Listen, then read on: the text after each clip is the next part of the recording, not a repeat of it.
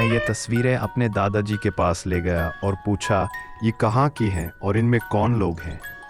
दादाजी, जो तब 95 साल के थे, तस्वीर देखते ही बोले, मेरे परदादा का घर है सूरत में, वही भूतिया हवेली जिसके बारे में मैंने तुम्हें बचपन में बताया था। एक और बहू, बीच वाली वृद्ध महिला मेरी दादी पर दादी, और उनके बगल में उनकी छोटी बहन जो अविवाहित रही। बाकी लोग कौन हैं मुझे याद नहीं।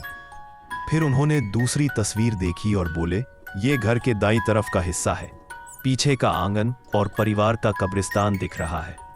दाईं ओर जो बालकनी है वो तीसरी मंजिल की ओर जाती है, जहां 3 बड़े पानी के टैंक थे। वहीं हमें बहू की लाश मिली थी। तुम देख रहे हो कि मेरा सौतेला भाई एक नवजात बच्चे को पकड़कर खड़ा है। वो मेरा बड़ा भाई है। उसे लगभग बलि चढ़ा दिया गया था, लेकिन बहू से बचा लिया। उन्होंने एकदम सामान्य स्वर में यह सब कहा, जैसे रोज की बात हो। दादाजी का जन्म बैंकॉक, सियाम में 18 सितंबर 1915 को हुआ। उनका बड़ा भाई 1914 में सूरत, भारत में पैदा हुआ था, लेकिन दादाजी बहुत बीमार रहते थे। थाई और पश्चिमी डॉक्टरों ने भी उम्मीद छोड़ दी थी कि वह 1 साल से ज्यादा जिएंगे, इसलिए परदादा उन्हें सूरत ले आए। वह केवल कुछ महीनों के लिए जाने वाले थे, लेकिन दादाजी 1923 तक वहीं रहे। परदादा और सौतेला बेटा बैंकॉक और सूरत के बीच व्यापार के कारण बार बार आते जाते थे। अब रिवाज, द रिचुअल, 1915 की घटना। पिता के अनुसार एक बहुत दुर्लभ अवसर पर एक ऐसा अनुष्ठान होता है जिससे शॉर्टकट से धन प्राप्त किया जा सकता है। शर्तें: साल की शुरुआत में जन्मा शिशु शरीर पर एक विशेष जन्म चिन्ह, वही बच्चा अनुष्ठान की मुख्य कुंजी होता है। जब परिवार के किसी सदस्य को संकेत मिलता है तो वे बच्चे को राजसी कपड़े पहनाकर एक निश्चित गुफा के सामने रखते हैं, जैसा सपने में या संकेत में बताया गया होता है। आप एक बार गुफा में जाकर जितना खजाना उठा सकते हैं उतना उठा सकते हैं, लेकिन बच्चे की ओर पीछे मुड़कर कभी नहीं देखना है। मैंने दादाजी से पूछा, क्यों? उन्होंने कहा, लालच। सिर्फ लालच इंसान को ऐसा करने पर मजबूर करता है। उस समय परदादी गर्भवती थी और लगभग अकेली, भाषा भी नहीं आती थी। अचानक सास परदादी ने कह दिया कि सपने में सत्ता ने कहा है, घर के सबसे छोटे 1 साल के बच्चे को बलि के रूप में गुफा में ले जाओ। सोचिए उनके लिए यह कितनी डरावनी बात रही होगी। सौतेले भाई की पत्नी, वही बहू असली नायिका थी।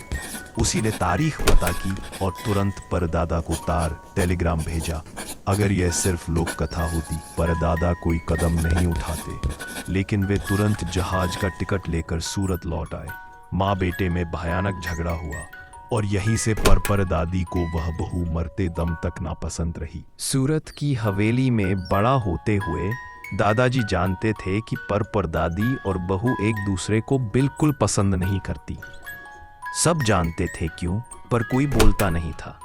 दादाजी कहते हैं, बहू बहुत दयालु थी और दोनों बच्चों से बहुत प्यार करती थी। एक दिन वह अचानक गायब हो गई। 1 हफ्ते बाद जब नौकरानी पानी की टंकी देखने गई, भयंकर चीख सुनाई दी। बहू की लाश पानी की टंकी में मिली। सब जानते थे कि वह खुद कभी उस टंकी में नहीं उतरेंगी, और दादाजी ने कहा, हर कोई जानता था कि इसे दादी परदादी ने मारा, लेकिन कोई बोला नहीं। कुछ ही दिनों बाद परदादी भूत को देखने लगी।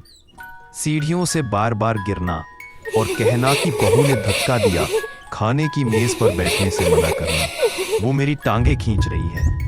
रात में सो नहीं पाना, हर हफ्ते दादाजी को तीसरी मंजिल ले जाना। टंकी के अंदर कोई जोर से पीट रहा है। यह लगातार 8 साल चलता रहा।